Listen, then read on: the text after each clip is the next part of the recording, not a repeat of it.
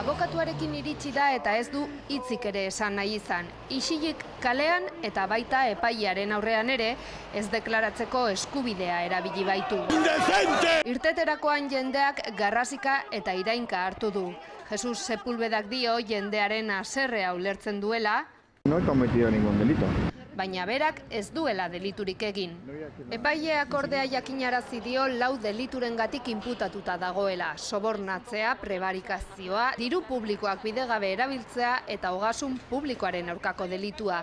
Guztiak 2000 eta 2005 artean ustez Gürtel sareak Sepulvedaren eta bere emazte ohiaren Anamatoren familiari ordaindutako gastu, opari eta bidaien harira. Yo creo que mi mujer es inocente. Baina Sepulvedak dio uste duela osasun ministroa errugabea dela.